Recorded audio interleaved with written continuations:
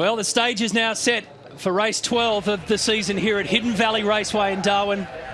As the grid starts to clear, all that will be left, 28 cars, 42 laps, 120 Ks. Before we go any further, we've got to say, folks, our deepest apologies for the technical drama that we had on Race Day Extra. Sure, you're all aware of it.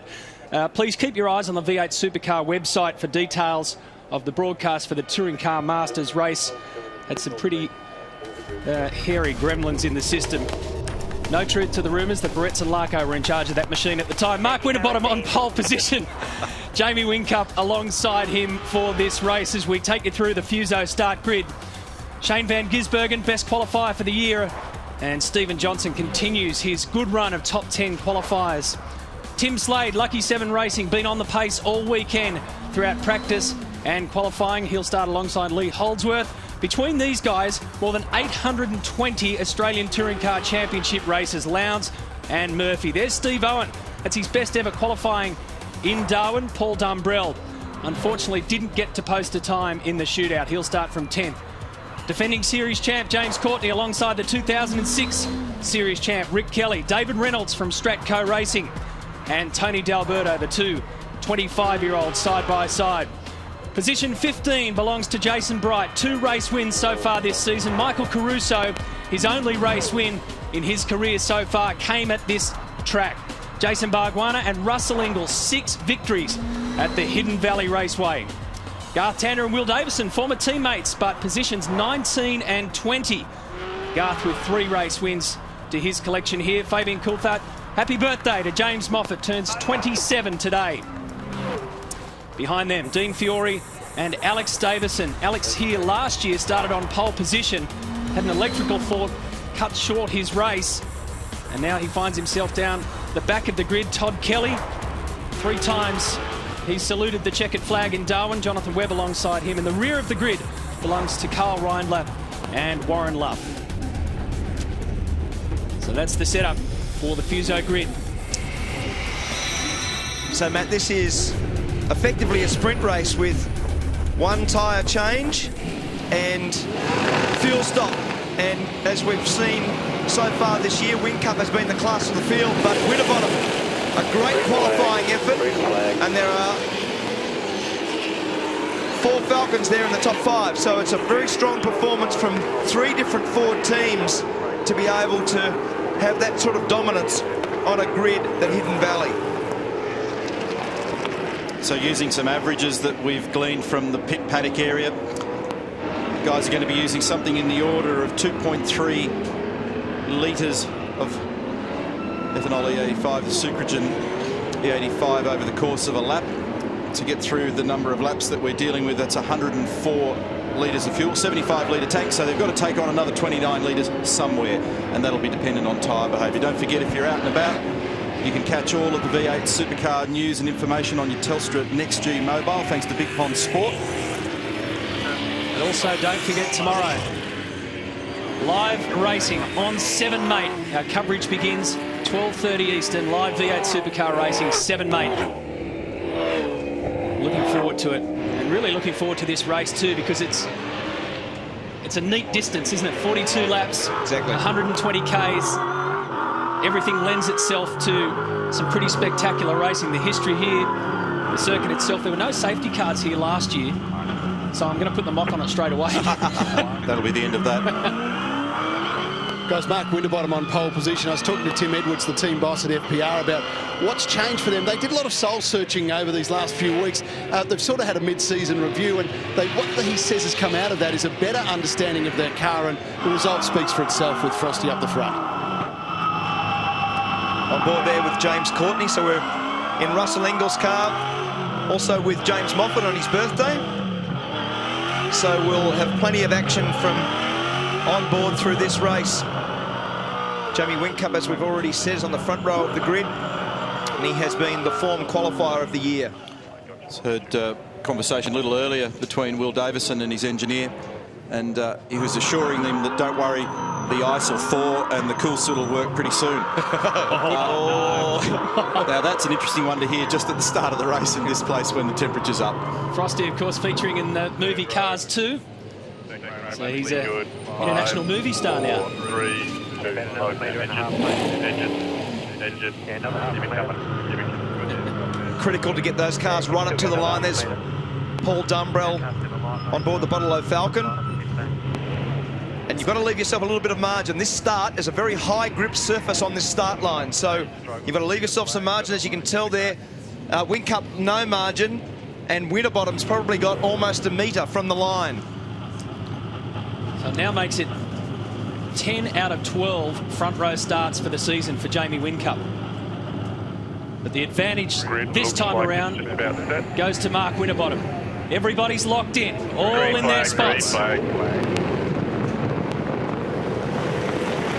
It is time to let them loose once again in the top end. Oh, good jump. Mark Winterbottom, great jump, and a poor start from Whincup. So Frosty's off to a flyer. Van Gisbergen's taking the fight straight up to Jamie Whincup. It takes an eternity to get down to turn 1. Whincup's going to fight it all the way around. He's out wide. Wide, yeah, exactly. He's got him, so Shane goes up to second. Trouble at the back of the pack, there's someone rotating, and it's one of the Fujitsu cars, also James Moffat involved.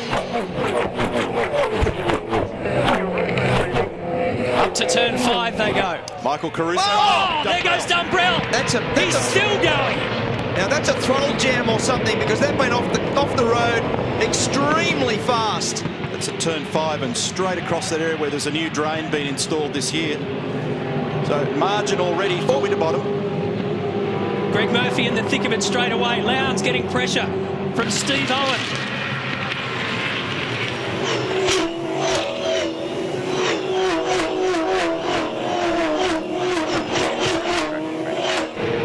What a sight that is. They get ready to complete the first lap. Shane Van Gisbergen tucked in nicely into second place. Paul Dumbrell comes back on to the circuit.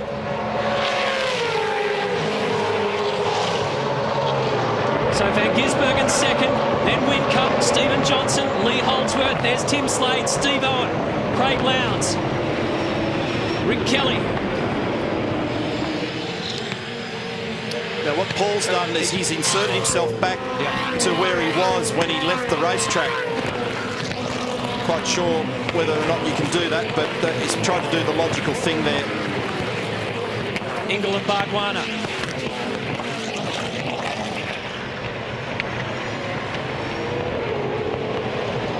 So summary of the start, good jump, great jump in fact by Winterbottom, and super pressure from Van Gisbergen on Whincup.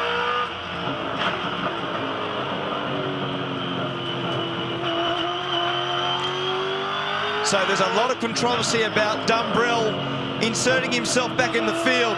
In fact, Jason Bright's going, he can't believe he can think that's okay to do that. So there's a lot, as I said, there's a lot of controversy, not just in pit lane, but from the cockpits of these cars. Yeah, I reckon that what Dumbrell thinks is appropriate is to drop back in where he went off, because that means that there's been no penalty for having done it. And the reality is, if you've gone off, you should really be at the back of the field. That'd be certainly my view. Yeah, Neil, I was just eavesdropping on the team as they're having that very discussion. They're a little bit unsure themselves, but they feel at the moment the best thing is to put him back in where he qualified, and that's where they're sitting. Right, we're just looking at the replay of the incident down here on the opening lap. So let's just have a look at who was in the back of that. An HRT car. That was Tander into Caruso. Into Caruso, yeah. And it was a pretty wide. This is on board now with Dumbrell, but Oh, this is going to be crazy. Watch this. oh, He just ended up wide. Whoa. That drain's evil down there at the moment, isn't it's it? deep, isn't it? So there's no mechanical failure. It's basically been wide on the dirt and pushed straight ahead at turn 5 for Paul Dumbrell. He was around the outside of Rick Kelly, I think, at that point.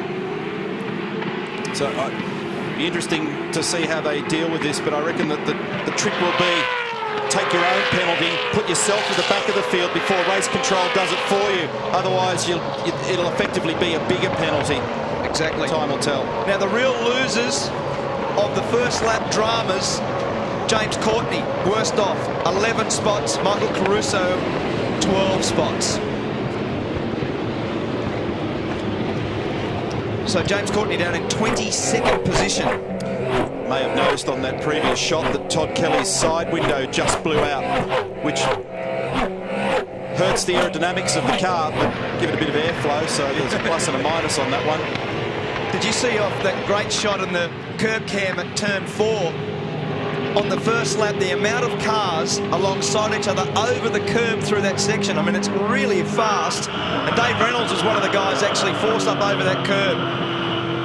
This is a great shot of the body language of the cars. You can see how much Van Gisbergen is wrestling his Falcon to stay in front of Whincup.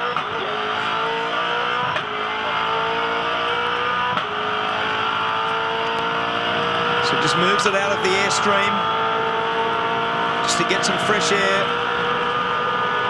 and not quite on the limiter. You see that braking marker there that we were talking about earlier in qualifying. Brakes all the way, trails the brake right into turn 1. Nice smooth exit here. Got to not get that curb. And this is fast. This is a seriously good piece of road. This is the roller coaster that Neil was referring to. And then got to stop it, get it up on the curb, hold the car tight for turn 5. And this is the slowest corner on the track now. As we see Lowndes and Murphy, they are at it. And Lowndes is down the inside. He'll probably get this move made as long as he can get reasonable traction, but Greg stays there. Oh, this is very close, very experienced ex-teammates. Lowndes gets around the outside of Murphy at turn 7. I wouldn't have liked to have been part of that then, well, no. Proper. So that puts them back to the way they started 7th and 8th. Tucked in behind them is Rick Kelly. A couple of laps ago, he did the fastest lap of the race, so yet again, early on, Rick's looking pretty good. Not as good as Mark Winterbottom, who's got a 1.3 second advantage over Van Gisbergen with Whincup neatly tucked into 3rd. Here comes Rick Kelly on the inside of Murphy. He should get the job done here. And as predicted, car 15 makes his move. Murphy was pretty kind to Rick there as teammates. Oh, Lowndes pushed very wide, very middle of wide, turn 5, then nearly ran him right out of road.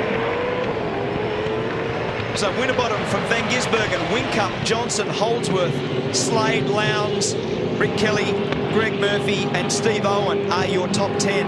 I just heard the possibility of Scott Sinclair talking about James Courtney and say, bring it in. If it's gone, bring it in. So whatever it may be. Tyre deflating. Okay. Oh, there you Well, go. That's the reason. We just found it. So it's well and truly gone. So that will destroy that front left tyre. He's got damage on the left rear as well, pretty significant. Front and back, isn't it? A lot of damage on that car. So he's last in this field now. And remember, he's already more than 600 points off the championship leader. We're not even at the halfway mark yet in terms of the season. So Winterbottom steady as she goes out the front. Holdsworth and Tim Slade. Courtney in. A lot of damage to that car. And Front and back. The water bottle there for the water brake system. That's Just going to have to fix the water tank at the back, so you'll have to sit here for a second. I'll have to remove it. So they'll just yank that off there. It won't be a question of repair it, it'll be remove it.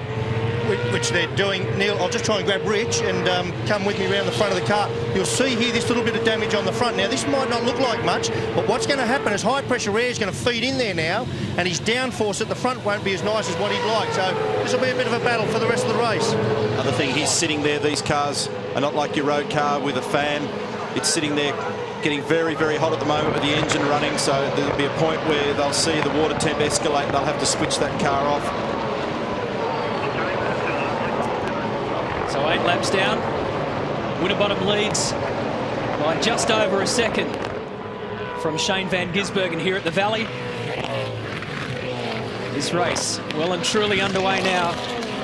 We'll take a break and bring you back soon.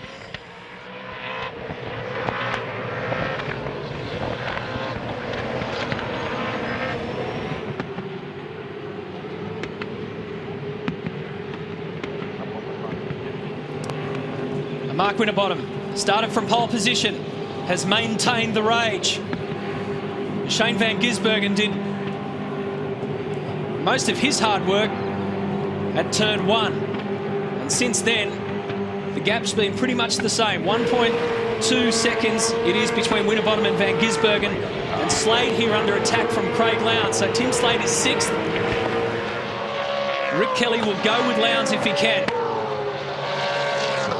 One of the real dramas here, Matt, in terms of trying to get by, is that when you've got the hot air from the car in front, so you've got a lot of heat soak from the car in front, although you're in the slipstream and you've got the aerodynamic advantage of being right behind the car in front, all the things that make the engine run nicely are poor. So the water temperature's up, the air temperature's high, and a lot of the normal slipstream effect doesn't actually happen at Hidden Valley based on the temperatures of the day and temperature of the car. So Paul Dumbrell's still circulating, and we saw the Botlow car in the background there in 11th, so there's been no intervention. Perhaps that's something that'll be discussed post-race. Must admit I'm a little bit surprised by that, but it may well end up being something that they look into after. Yeah, Neil, just got it officially from Damien White, the official down here in pit lane. And a lot of the teams are jacking up about the Paul Dumbrell situation, but he will maintain his position. There'll be no penalty. Thoughts, Mark? Yeah, well, thanks for covering that up for me to make a comment on that. Oh, I just think it's a bit odd. I totally agree. And if you've gone off the road, you pay the penalty. And you can't just reinsert yourself in the field again, because if that happened every time a car goes off, what would happen to the race? Well, typically, if you went off at turn 5, for example, and you had a spin, by definition, you come back on and you're at the rear of the field. So that's a mistake, whether or not someone pushed him off or... Oh, look at this, Jason Bright with a massive lock-up and a deflated front left tyre. For all money, I would have thought he would go straight ahead. Yeah, copy that. This is dangerous now. Because he can't, that's why it's dangerous. Oh dear. Reynolds goes off. Even more damage on the front of Bright's car. Come on, mate, try and get it back. That front left is wobbling like crazy. He's got no control over it now. Look at it. It's completely and utterly shredded. That's why it was dangerous. Turn it down, Brighty. Turn it off, please. The engine's lost pressure. Shut it down. And you'll have to park it, mate. That's it. So that's Phil Key talking to Jason Bright. And that's a huge amount of damage on the left-hand front of that car. That'll be a safety car, I imagine. So it's ripped the composite guard off it, broken the front suspension. So I reckon there's been contact prior to this, and in the battle perhaps early in the race, and it's damaged the guard or steering a bit weird, and then it's just popped down there. And this is the dangerous bit we've said, because David Reynolds right up over the front left wheel, and there's the safety car confirmation up on our computer timing system. So that car's going nowhere up in the valley. That impact, watch this impact from David Reynolds. I mean, he's lucky to stay. Oh, my goodness, he got air. That is Dukes of Hazzard stuff, isn't it? And because Bright couldn't hold the car to the right because the left-hand front tyre was flat, so he basically understeered into the side of Dave Reynolds. So David Reynolds was the innocent bystander in that, and a lot of damage on that car. The cars, when they fly in the air, they're heavily sprung, and a lot of the forces then are transposed into the chassis of the car. Have a look at this, how high the car, with wheel-to-wheel contact, just like an open-wheel car, and right up in the air, and bang! Pulled all 4 wheels off the road. Huge amount of damage on that car. In fact, it may have even bent the body shell. Usually they break the windscreen. Heaps of people taking this safety car opportunity to take their stop. Winterbottom's in, Van Gisbergen, Whincup, Johnson, Holdsworth, Slade. So far the top 10 are all in. No surprise really, given where this has fallen in the race. Be very careful, very careful. Top 13 in. 14, 15, 16, 17, 18, 19 cars in pit lane. So one of the options, and so Winterbottom's maintained his position here. Whincup's jumped Van Gisbergen. He's made a good gain there. One of the strategy options here was to come in on lap 11, and that means that basically the safety car has afforded them that opportunity. Now one car's got an airline dragging behind it as it goes down pit lane. I'm almost certain that I saw a car with something dragging behind it. And the 2-tyre versus 4-tyre, there you go. It's scarf tander. So it's pulled a regulator and a hose straight out of the bottle off the gantry, and it's still attached. So you can't make mistakes like that. I mean, it's costly any time. But so the guys from 888 now are trying to get the hose off. That's for the lift jacks. That's the lift hose for the air jacks on board the car. And as you can see, Garth Tander now makes the exit. Massively costly mistake that. And there's the regulator that would normally be in the top of the air bottle. So it'll be interesting to see what's happened, how that's actually broken that off, because they're a very high pressure regulator. So drama in the pit lane at Hidden Valley. This is a ripper race. The safety car's out. We'll be back with you shortly.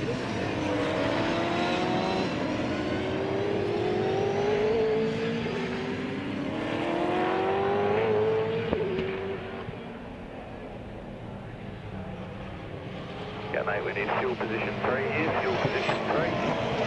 And clear air where you can, please.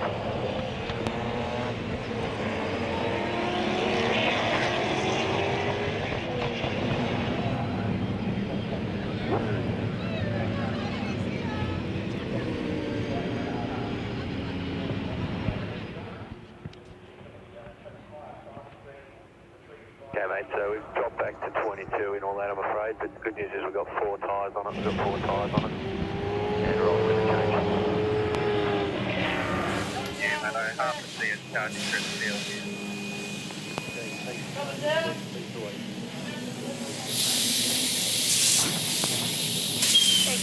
Increasing speed to 80.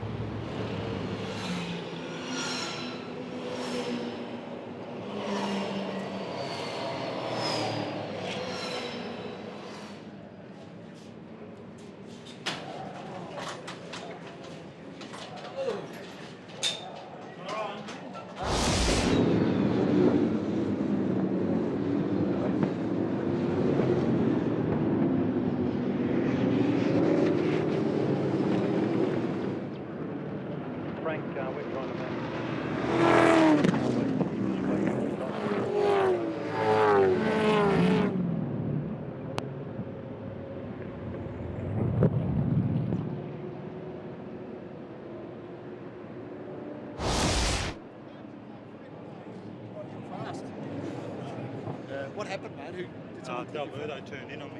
All right. Cut a tyre.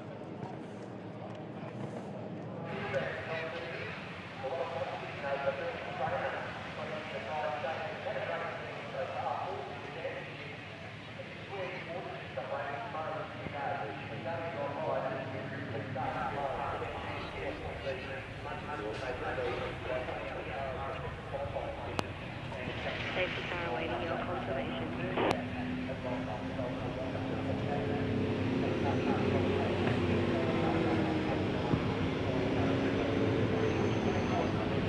Okay, mate, safety car is going to increase its speed to 100. Safety Most car likely restart at the end of this next lap. Yeah, righto. How many laps to go? 30 laps to go, mate, so plenty of time to try and work the way forward a bit. We've got that roll centre up, so have a think about if you want any bar adjustments.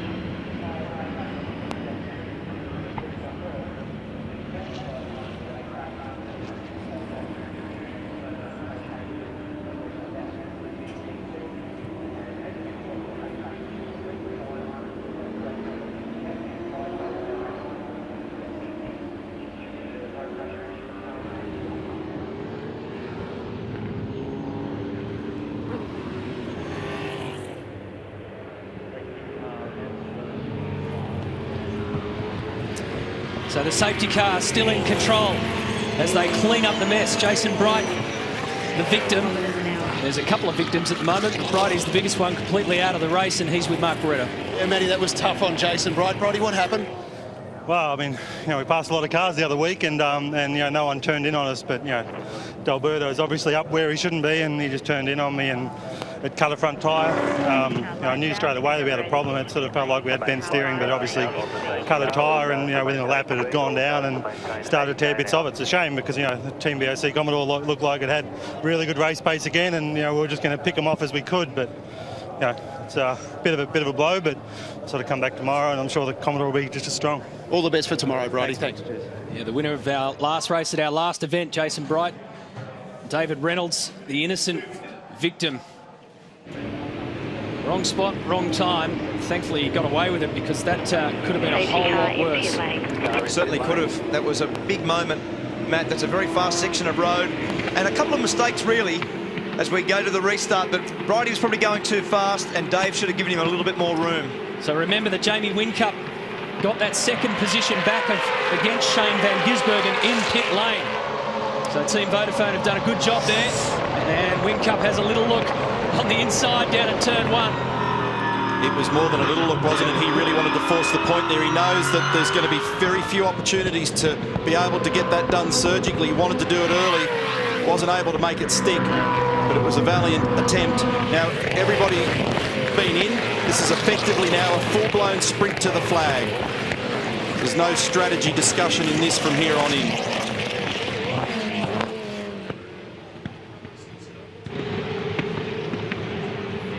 Out of turn 6 in the valley. Winterbottom now, as the tyres begin to come back up again, has just stabilised that margin ever so slightly. And this is a great part of the race. Pick up this fantastic shot at turn 11.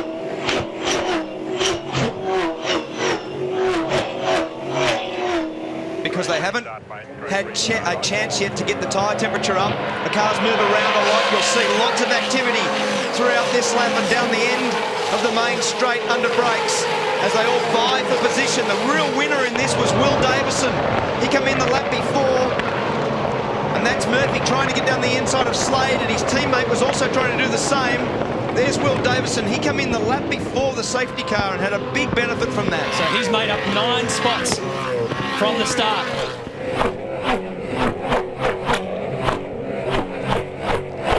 So Winterbottom leads from Whincup, Van Gisbergen, Holdsworth, Slade, Murphy, Kelly, Johnson, Lowndes, Owen. That's your top 10.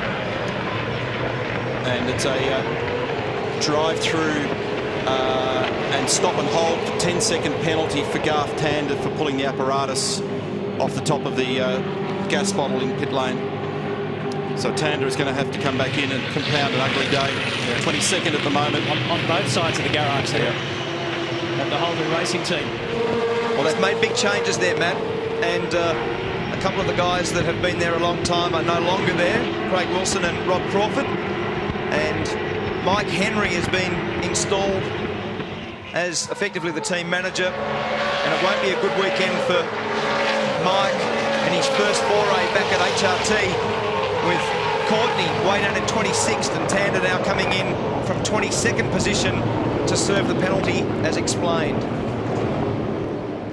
So damage also on the front of that car. I'm sure he was involved in the Caruso thing at the beginning. Yeah. 10-second hold. It's an eternity. So Tim Slade continues to hold down a top 5 position. Greg Murphy in this stage of the race after that safety car looks as though he's just got a little bit more pace in the first segment of the race. He's holding off Rick Kelly. Behind them, Stephen Johnson, who started on the second row of the grid 4th, but is now back in 8th. Well, Murphy's climbed back over Rick, hasn't he? Because Rick got by earlier. Remember, Greg gave him a little bit of space. So in the pit stop scenarios, Greg's been able to come back out on top there. There's Lowndes in 9th and Steve Owen making up the 10. So the gap at the front is 0.7 of a second. So Lowndes was hurt by the pit stop because he had to basically queue up behind Whincup. So he wasn't serviced quite as quickly as Jamie. And Jamie, with the 2-tyre scenario, was able to jump Shane Van Gisbergen, who put 4 tyres on in that stop.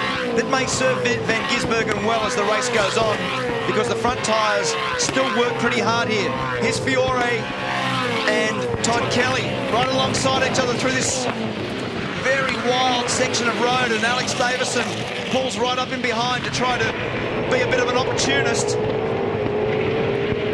So this still could be ugly. It's not done with yet. No. What Alex is looking to do is to be on the inside for the next one, but he hasn't pulled it off.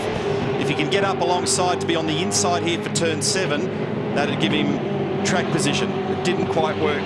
Gave it a big try. And Russell was quite gentlemanly there with Caruso, because Caruso was up the inside and he allowed him to get back into the queue. Sometimes those things there, when you're outside of the queue, you just can't get back. The car runs wide.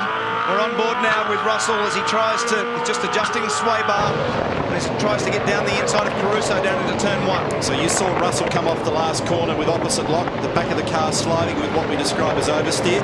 He immediately reached for the anti-roll bars to make a chassis setting change, try and calm that down. Because you look at the lap counter on the bottom left-hand corner of your screen, there's a long, long way to go on these tyres. And everybody now is effectively on the same strategy. So those that try and manage their rear tyres early may well be in a better position at the back end of the race with something to fight with. Neil, and I guess you're right, effectively they are on the same strategy, except that I've just done a scan of the pit lane. There's a very healthy mix of 2 and 4 tyres. It was very hard to see it all whilst that was going on. A lot of guys chose to put 2 on, looking for track position in the pit lane, but didn't get the advantage because the pit lane was so cluttered. Sorry, Larko. Greg Murphy almost went off the road. He did go off the road. And I was just about to say that he's driving very well, and he just locked the left-hand front wheel. Sorry, Larko. And he ended up running wide from turn 10, off at turn 11, and then rejoined down the hill. So Craig Lowndes now right behind, and Lowndes, as I said, was hurt in that penalty in the pit stop and was penalised basically because he had to queue. And now Murphy off the road loses 2 spots. Considering the fact that he's 2 at the grass up there and how close that pack is, he's actually done a very good job to be able to get back in and keep the pace up. Exactly. Now there'll be lots of flack about this after the race. Dumbrell still circulating 13th, and based on not being penalised for going off the road, there'll be, as I said, a lot of controversy later as to how the officials have assessed this. this is such an intense battle, this group. You throw a blanket over them. So watch this. A little mistake there, and he pulled away a little bit from Rick Kelly at that stage. So it was advantage Murph at that stage, and then just a slight error, and they pounced. It's a funny piece of road, Matt, because of the nature of it. It's got a little rise in it. It cambers away from the natural inclination of what you'd like the car to do there. And if you get it slightly wrong and you wander even half a car width wide, it's very dirty offline. And you can see as soon as Greg was off the ideal racing line, the car just immediately slips off into the grass. You just literally cannot steer the car. It's a great shot. It shows just how quick the cars are on this straight. Here comes Lowndes. Done. Down the inside of Murphy. Good pass. Lowndes up to 8th. So halfway through, and the Pepsi Max crew car seems to be a bit of a magnet. He's been busy, Greg Murphy, fighting off battles, staying in battles. And meanwhile, Rick Kelly and Stephen Johnson now start trading blows. So Owen's there, Will Davison's there, Tony D'Alberto, Paul Dumbrell, Jason Bargwanna. And that's 8th to 14th that you've just described, and it's intense. They're all line astern, all leaning on each other, sweating on a mistake. Out the front, Mark Winterbottom over the last 3 or 4 laps has pulled away 1.3 seconds. The last time we looked, it was about 0.7, and he's just done a couple of really good laps at the front to hold off Whincup and Van Gisbergen.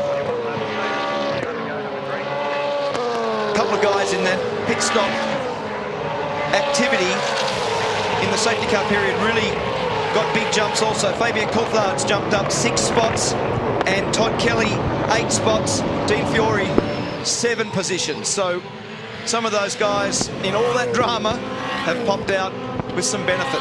The fastest man on the circuit on the last lap was Mark Winterbottom. He did a 1:11.5. He was 3/10 quicker than Jamie Whincup on that lap. So he continues to show great speed and consistency in the Orcon Ford. He's now just got it to slightly over 1 second that gap back to Jamie. Tony D'Alberto, there, car number 3. As Warren Luff's crew get a talking to by one of the officials. So we'll just watch this going past Russell Ingall. That's on board with James Moffat. And Ingall down the inside there at turn 11. I was just going to make a point about Tony D'Alberto. I've been watching him in that pack that we've been following, that really intense pack. He sort of had nowhere to go. He's been sandwiched in with no room to move. Tony's in 12th spot. The Jim Beam racer of James Moffat, 27 today. Age, that is. Car 18, position 21.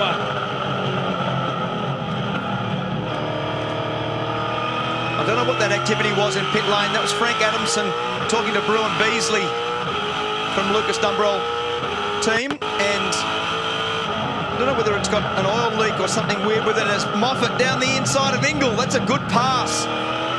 Well done. Jonathan Webb there is going as well. And Russell just dips it off the road slightly, but he'll hold that position at turn 6. And if you recall, Russell and James had a great battle, great exchange in Perth a couple of events back.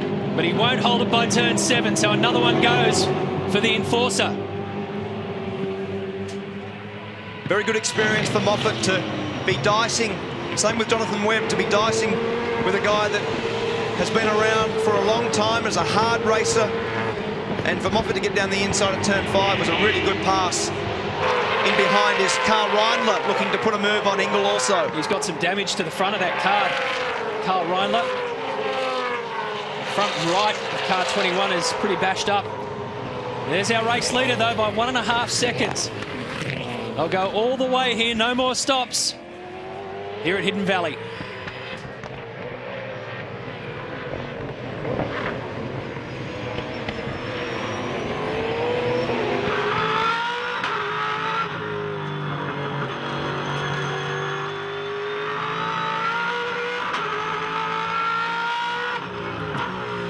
Well, he's going to try and do it all the way from wire to wire. Mark Winterbottom, the pole sitter, now has a lead that's edging towards 2 seconds, so he's burnt off the challenge from Jamie Whincup and Shane Van Gisbergen.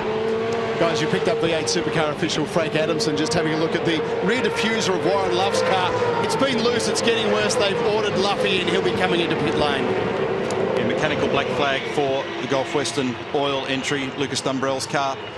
A major rebuild of this car in the period since Winton. Warren Luff and Craig Lowndes have been to Germany in between times as well. So the diffuser is flapping. Looks pretty awkward and ugly on the back of that car, doesn't it? So they brought that car in to try and get that stabilised or rip it off. So this little margin that I spoke about before, Mark Winterbottom to Jamie Whincup, has actually opened up just a fraction. It's 1.6 seconds now. There's Warren Luff serving that penalty, responding to the mechanical black flag, and they'll just take that apron off. Yeah. Just tear it off, boys. And sector splits for Winterbottom, Whincup and Van Gisbergen in the first sector are all virtually identical. So these guys are the class of the field at the moment. They're continuing in a real seesaw battle of speed between each other, and they're just a slight jump up in lap speed on the next group that involves Lee Holdsworth, Tim Slade, Rick Kelly. And the thing that you've got to give credit to Shane Van Gisbergen, it may not look like a wow drive, an incredible dynamic drive, but it's a really good, solid performance by him. It was a good start. And as you can see there's the top 3 through. There's Holdsworth, there's Slade. Luff coming back out, Rick Kelly, Steve Johnson, Craig Lowndes. Scafey, the interesting thing with Shane Van Gisbergen, as we know, he's on 4 tyres and guys around him on 2 tyres. Putting 4 tyres on at the moment, having fresh fronts actually looks after your rears, because as you know, you can point the car much more precisely where you want in a corner. Therefore, you can be easier on your rear tyres on the way out. So that might serve him well right at the back end of this race. So the race is still a long way from over. Yeah, it's a good point, Larko. We said before that sometimes the front tyre grip you can keep the flow of the car up, and that means that there will be a yield later in the race. As you see, Whincup uses a lot of the inside of turn 10 into 11. He's got a narrower line than a lot of the other guys, and we sometimes say about the technique and the difference in the way that the engineering groups go about tuning these cars. We're on board with Whincup, and just have a look at how nice and straight that he drives the car. Neil and I often make the comment that he's very, very precise. You never see the car sideways, you never see the wheels locked, you always see really nice throttle modulation. Just have a look at the progression of the throttle. You can see that there in the way that he exits turn 1 and the smooth nature that he, in terms of technique, that he guides the car around. Nice exit out of 5. Still uses first gear, even in the race, just to get the first little punch out of this corner. Just listen for this. Very early gear change. Second, then to third. Doesn't use too much of the inside curve there at 7. This is the surface change. Pull the gear before it gets too much wheel spin. And this is the section right here. Cross that little bit of grass and then bang, on that curb. He uses more of that than anyone else in the field. Nice braking modulation, got nice throttle progression, and that's the reason that he's been able to make these tyres live. Clearly, today, the bloke up in front is doing a little bit better job, but it's throughout this year been the hallmark of his success. It's interesting to just observe that whole process again and watching him, in particular up at the hairpin at turn 6 mark where he uses first. We stood up there last year and watched everybody go round. And it's a regular pattern of Jamie's. There's several others that do it as well. The real danger there is exciting the rear tyres too much and bursting the car into wheel spin. Clearly, Jamie's got it right there. He does it well. He's won races here. And it's amazing how these guys go about their craft in such a different fashion. We're looking at Jamie's front left Dunlop hard or control tyre there. On holidays at the hairpin, flapping in the breeze. This effort puts Shane van Gisbergen up a couple of notches in the championship. If it stays like this, that'll be the gap. So Whincup is pushing further ahead. Mark Winterbottom came into this weekend 10th in the championship. If he continues on and wins this race, he'll be 6th by the end of the day.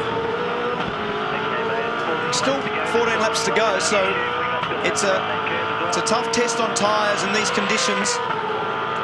And there were guys doing runs on Friday and looking at the tyre consistency, trying to optimise the balance of the car throughout the complete run. You can see the amount of brake that he still has on the car right into the corner, trying to keep the flow up. And definitely what you can see today is that we've had so many soft tyre races over recent times that FPR have not been competitive. This is the other FPR car giving Steve Owen a serve at turn 5. That's Will Davison, who gives Steve Owen a bump. This is on board now, battling to stop, gets it turned in. Now, Steve was already running a little bit wide and got a bit more assistance to be a bit wider. It's a bit of an iffy one. Yeah, because he made a place gain out of it. That's what the contact they often tolerate upstairs, but if you make a gain out of it, that's where it brings up the question mark. We'll see how that one's ruled.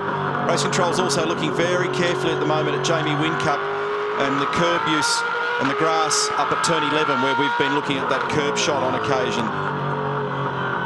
Sorry, just to finish the FPR point, in the recent soft tyre races, they have not been as strong as they would have liked. Clearly, nowhere near as competitive as they were at previous race meetings. But back on the hard tyre again, they are going very well. And Winterbottom, for this whole weekend, has been much more competitive. Well, remember, the soft tyre comes into play tomorrow. Longer race, 200 kilometres. Don't forget, live V8 Supercar racing on 7 May tomorrow. Our coverage begins 12:30 Eastern.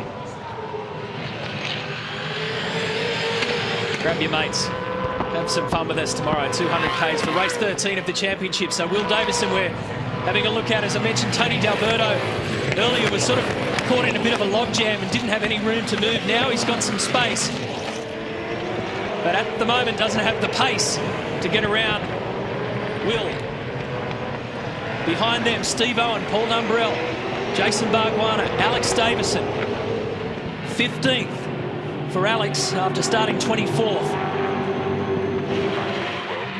So Winterbottom leads from Whincup and Van Gisbergen. A great battle at the front.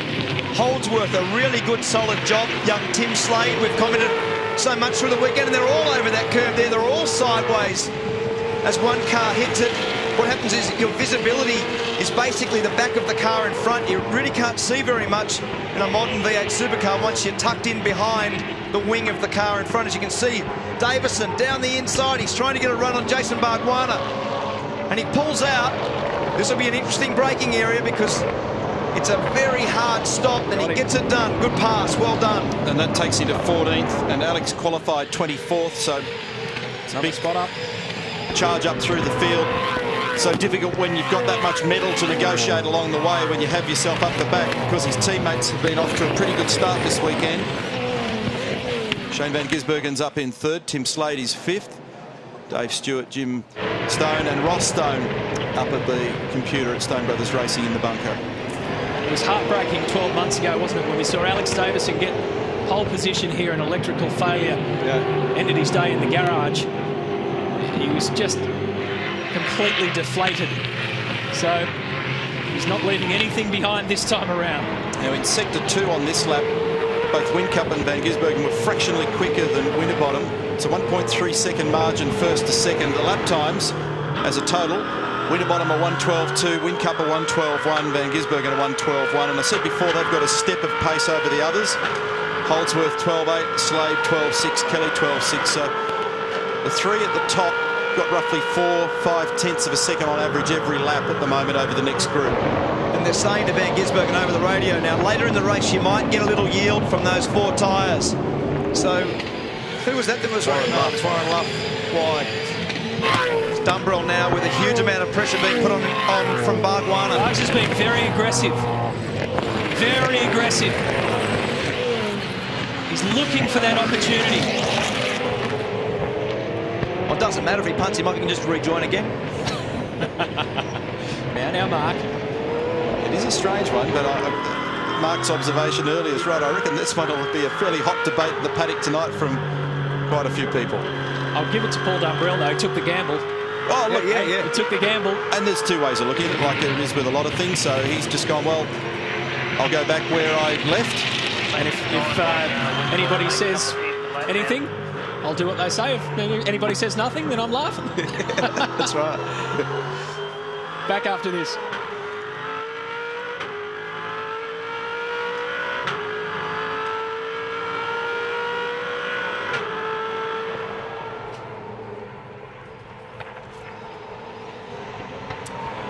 Well, Mark Winterbottom has been in control of this race from the get-go. In the last 5 laps, he managed to start pulling away from Jamie Whincup. But now, look at this. In the blink of an eye, it has changed.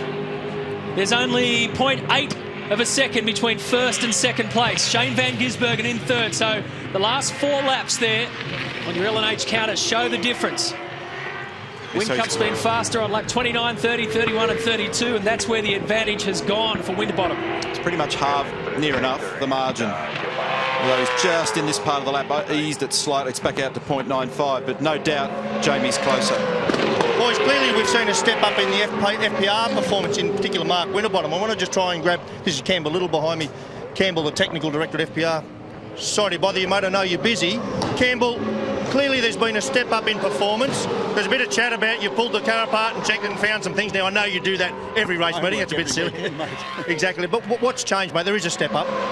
No, we didn't really find anything out of the ordinary. We've just got our act together a little bit more. I think that's all we're really doing is putting all the bits together in our puzzle. It changes every week. And, you know, I talked to you earlier today and said we weren't competitive early in the weekend with last year's setup. We've just got to step up, and we're just putting our pieces of the puzzle together now. Now, you know, Gizzy behind is coming with 4 tyres, mate. Have you still got something left for him? I hope so. OK, well done. Hey, just quickly look around here. If you reckon these guys aren't in form, there's 6, 7, 8, 9 monitors. Down the back of here's the engineers, all the race engineers. A quick count up, 21 computers and monitors. Unbelievable access to information. Now, out of 5th position and stationary now in car 47, the lucky 7 entry is Tim Slade. Lost power is the word. Clearly, we don't know why. What a shame from what has been a great drive to get. Power, mate. I'm not sure if you can hear me, but there's no power. So that's out of turn 5 on the run up to the hairpin, and that's his engineer there. Where's McDougall? And it's just stopped. Now remember, the Stone Brothers car stopped here last year. Alex Davidson's car, just out of the blue, just stopped. Safety car. Safety car. This changes the game. Oh, doesn't it? Certainly does. Van Gisbergen on 4 tyres. And Courtney's had to come back in. They've had to put fuel in that car. So when they come in for the tyre thing before... Alex was a bit late to recognise there, so he was still on the gas when the SC boards had gone out, so he's virtually rounded up Steve Owen and clobbered James in the middle of it all. Now that is, in terms of not putting fuel in Courtney with the tyre drama, that's a critical mistake. So too many mistakes today for Toll Holden Racing Team. Carl Reindler, the Fair Dinkum Sheds entry. One more to go, mate. One more to go. Watch this. So the yellow flags are out, the SC board's out, but what they've all realised is they're not allowed to pass James. So Steve has recognised that, but it caught Alex unawares, because technically speaking, even though James was departing the pit lane at a much slower speed, the rules say you can't pass another car. So that, whoa, everybody's backed off, and they all would have recognised that the boards and the flag were out. The reason James had to come in was that his incidents happened on lap 6. So you can't get enough fuel in it at that point, so they're always compelled to have to come back, because the earliest the window opened was about lap 11 on the consumption numbers. Hey boys, I just want to grab a word with Ross Stone, team principal down here for Shane Van Gisbergen. Hey Roscoe, this is obviously work for you, safety car, you got 4 tyres on, blokes in front of you got 2 on, little bit of baking of the cake I call it, now over safety car laps. Yeah, well, we're soon going to find out. Shane actually took it really easy for the first 8 laps, then he decided to push it out for another 5. And so we'll see what he's got left. Haven't got long to wait now. Unfortunately, with Tim Slade's car, the 47 Lucky 7 car, that the master switch, when he's come to a stop, he realised that it switched itself off somehow. So he's refired it back up and away he's gone. Ross, sorry mate, just quickly back to Gizzy Ross. I noticed, in fact, I was talking with Crompo and Scafie this morning. Qualifying, a little bit of work to do, but geez, racing well. He's really matured, hasn't he? Yeah, the whole thing actually, all 3 cars working together, it's all starting to gel now, and we've got to may have the complete weekends. So unfortunately, it's not going to happen for Tim now, but we've still got Shane hanging in there, so we'll see what happens. Good luck, mate. But I think they've taken a huge step this weekend, given that Shane qualified 3rd, so that is a vast improvement. His qualifying average has had him down the order, but his race results have been spectacular. Now the safety car lights are out. We'll go racing again. And just to reiterate this point, they're all on the same strategy in terms of where they came in earlier in the race, but some took 2 tyres and some took 4. Now, what's going on here? There's going to be plenty of drama about this, because the speed of the safety car restart has changed. Well, look at this. And it's on for young and old. This is going to be as wild as it gets. They're all spread out. 3 abreast. Down to turn 1. Now 4 abreast. Lee Holdsworth joins in the fight, and Holdsworth could well end up being the leader of the race. Whincup goes off. Van Gisbergen goes off. Winterbottom spins around, and he's going to get collected. Unbelievable restart. Lee Holdsworth will go straight to the front with Rick Kelly going with him, and the leader of the race. I reckon there was contact at the last corner between Whincup and Winterbottom. There was. Now, there's definitely a speed change. They all ran into each other, and that's why they ended up alongside each other. For 36 laps, Mark Winterbottom led this race from the start. On the restart, he's now gone to the very back. Oh, and it's still going on. It's still going on. That's Dumbrell. He's been turned around at the hairpin. And this is pretty wild stuff with Owen, Davison and Bargwana also overturned. Oh, and Rick Kelly almost off the road, but he saved it. How's about Rick's restart, though? While all that went on, he just went the same way Lee Holdsworth went. At the drivers' meeting last night, the drivers' briefing, there was a particular point made by the race director, Tim Schenken, about all cars maintaining the safety car speed for the restarts. Now, that clearly did not happen prior to this, and that was a mess. The way they all got to the line was an absolute schmozzle, and very, very average restart. Well, Van Gisbergen very deep under brakes. He goes down the inside of Coulthard, but stays around the outside, so good job. So all the key runners, the guys that we've been talking up, and I was about to make the point about who had what tyres. Here we go. Now this is the prior to the restart. So with Winterbottom in control. Well, I mean, the speed's changed. So, for whatever reason, the speed's changed. I can't, from that shot on in Lee's car, work out why. But before they get to the line, they're 3 wide. But the king of the restart, we're on board with him. Watch this. He goes down the inside and grabs the lot. That is unbelievable. Listen how long it was on the rev limiter. Oh! Got that. And now Rick Kelly, have a look left. Rick Kelly will be the guy in front. So, what? I have not seen a restart like that. That was fantastic stuff. That's what it was. It was out of control. So watch this. This is already at that stage. There's been contact between Whincup and Winterbottom and Van Gisbergen and Whincup. Yeah, because Winterbottom reacts to what looks like a touch from Jamie. No, but he propped. So Winterbottom propped. And here's the Jamie. play of the day. This is the guy. And then have a look just in behind the shot is a Jack Daniels Commodore that goes through into the lead. So Winterbottom propped. Whincup speared into the back. Van Gisbergen did the same. So there's damage on the front and the back of Wincup's car. And then they all play dodgem cars down the straight. Incredible. So, just incredible. It's not done with yet, folks, either, because Stevie Johnson's got good pace and he's having a good look at Lee Holdsworth.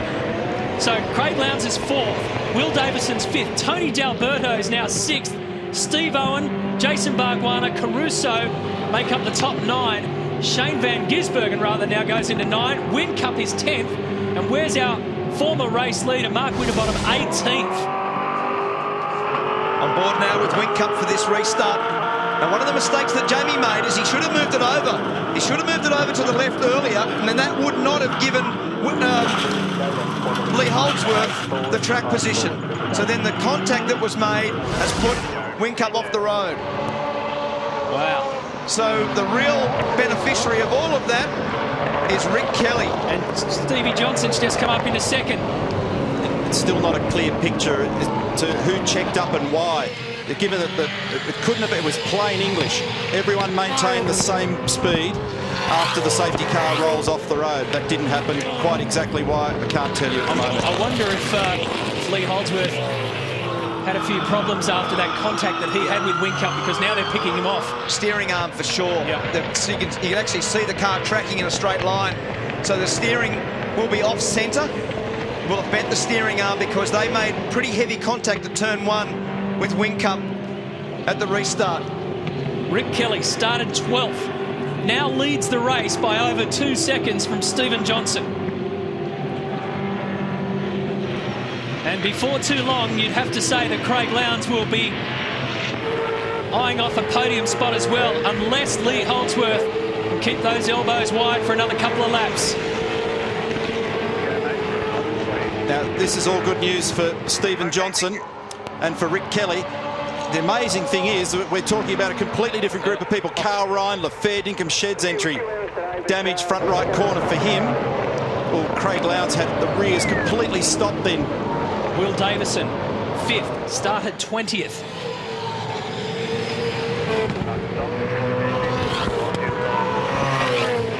So Lowndes will be trying to get down the inside here at turn 5.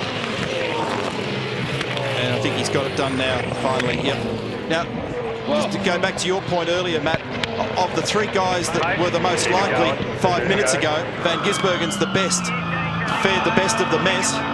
Well, here we go, it's back on again on the exit of the hairpin. So Gizzy's 8th.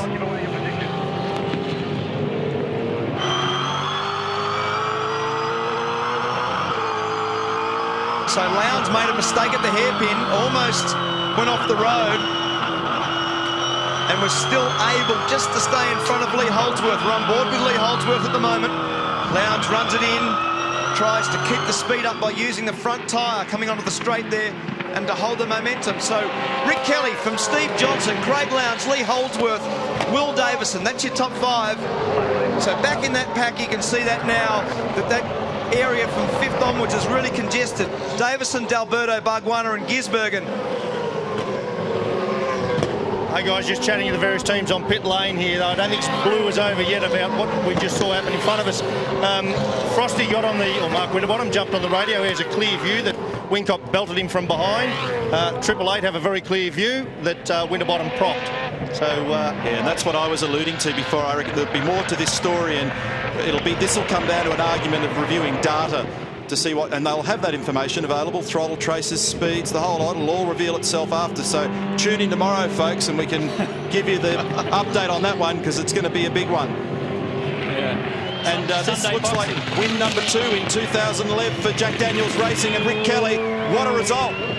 Well, he's already won a race, as you mentioned, on the streets of Hamilton. He last won a race here at Hidden Valley in 2004. But when the door opened, Rick Kelly went straight through. Exactly. Take him when you get him. And he took that opportunity when it came knocking. Stephen Johnson second, Craig Lowndes third. Fourth goes to Lee Holdsworth. Fifth goes to Will Davis and makes up 15 spots from his starting position. Tony D'Alberto inside the top 10. Shane Van Gisbergen just moments ago had a podium waiting. He finishes 7th. Jason Bargwanna, Jamie Whincup and Steve Owen make up the 10. And Rick Kelly was always there. Have a look at him using those tyres up. They will never get another run on a race car ever. Well, in his words, back to the crew, he said you take him when you get him. And another race victory for Rick Kelly, pending some pretty vigorous arguments, you'd have to say, tonight. So as you take a look at these results, remember they're provisional. Probably the easiest way to say it. But that's just heartbreaking for Mark Winterbottom. He did absolutely everything right. Nailed it in the top 10 shootout. Got the start fine, held everybody off, was right there for 36 laps. Biggest problem, it's a 42-lap race. Take a thermos and some sandwiches up to the stewards, because they might need them a bit later tonight. Jack Daniels celebrates another race win for 2011. Rick's going in search of some space to throw this car around, I reckon. Bargwanna, great recovery too. Was very good drive. 17th qualification, 8 is the position next to his name after the race.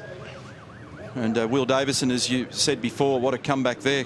And he was just discussing on the radio with Grant McPherson, his engineer, the lunacy at the restart. And he said, guys turning hard left at 270 kilometres an hour, as his description said, it was lunacy. So it's going to be pretty spirited after this one. Restarts breed trouble, and that's precisely what happened. And there's Ray Robbins getting them organised. He's done it for years. All the cars perfectly lined up. That's Ray's go. That's right. Heaven help you if you're a millimetre out. He is a fantastic human being. He works so hard for V8 Supercars. Let's hear from the boys. Well, Rick Kelly, congratulations, boy. As you said, you take them when you can get them. I can't believe that just happened. There's a new rule where, or not, it's not actually that new, but you're allowed to overlap after the last corner, and everyone did, and everyone broke so late into one. I thought it actually braked early, but everyone speared off, and we're lucky to get that because our tyre life wasn't quite as good as the first 3. But the guys have done a good job to get us out there with that early safety car. Car's handling good. It's good to get JD on the podium for the 2nd time this year, so we're stoked. Lucky, but stoked. Well done, Rick. As you said, you've got to grab those ones when the opportunity's there. Thank you. Cheers. Well done. And Stevie Johnson, likewise. Steve, congratulations up into 2nd spot. It's looking like a good year. Yeah, thanks, Brett. It's a big battle with my old mate here. It was great. It was a tough race, and man, what a wild restart. Finally, something went our way for a change. It was great. Lounsey, what was that restart like from where you were sitting? Well, I think cars were going everywhere. I was beside Stevie J here. We're going down into turn 1. Of course, then there was a Gary Rogers car on the far left, which looked like that concertina effect on the way out. But Frosty, I think, had a spin, and I was sort of closing my eyes, hoping not to get part of it. And then, of course, we had a great battle. It was, as we all said, it's a hell of a race. Actually, Stevie, you've been jostling all day, haven't you, since qualifying? We caught up earlier in the day, and the two of you were shoving each other around in pit lane. I know we were. It's we've got a bit of banter going on. He pipped me in Darwin, so I told him that I was going to make sure I pip him here this weekend. So half of it's done. I've just got to do it again tomorrow, don't I? Great result, Craig. Yeah, look, it's great for us as a team. Great for the championship, and no doubt that Jamie will be back tomorrow and resurrect what he probably could have had. All right, we'll let you get up on the podium and enjoy it. Thanks, boys. No worries. Thank you. Cheers. Frosty, mate, got to say that was rotten. It was an outstanding performance then. I'm sure you've got a view of what happened down there at turn 1. Give us what you saw from the cockpit. Just a restart. You control the pace and got a smack from behind to push me wide so he could create the overlap. So, when I tried to go, Will spun up and couldn't get going. And then I wasn't going to yield position to him because he bumped me out of the way. So I was just going to have a crack back at him and 2 car or 3 cars trying to go into turn 1 doesn't really work, and we all ended up in the ditch. So, but you know, we'll got good car speed. We'll go again tomorrow and have another crack. So does it stay at that, mate, or do you think this will be an ongoing blue, or in the steward's room, or you're going to protest, or where do you sit on it? Oh, what can you do? I guess I feel dirty that you get bumped out of the way so they can create an overlap, which isn't really what you're meant to do. So, but you know, I'm not in the points, so people have got more to lose. I'll have a good crack tomorrow. Mate, just quickly though, I mean, outstanding effort to that point. And I had a bit of a chat to Campbell during the race. I mean, clearly you've been working on a lot of bits and pieces, and the performance this weekend has certainly stepped up from where you've been this year. It's back to where it should be, and you know, the guys have worked very hard, and that's why I'm gutted with that result, because we needed. We did everything right except the last 5 laps. So, but you know, we'll come again tomorrow. We'll sort it out, and we'll get them a win. All right, bad luck, mate, but it was nice to see you back up and competitive. Thanks, mate. In so many ways, that was the one that got away for Mark Winterbottom, in total control of that race. He was always going to have to fight to the end, but it didn't pan out the way he thought it was going to. Some honest assessment from Ford Performance Racing throughout there, but they're certainly back in the picture in terms of car speed. But Rick Kelly, well, lucky, he said. Take it when you get it, he said. He knows that opportunity came knocking. The point was that he was there to take advantage of it, and he collects the 11th win of his career. So Kelly the winner here on a dramatic day in Darwin.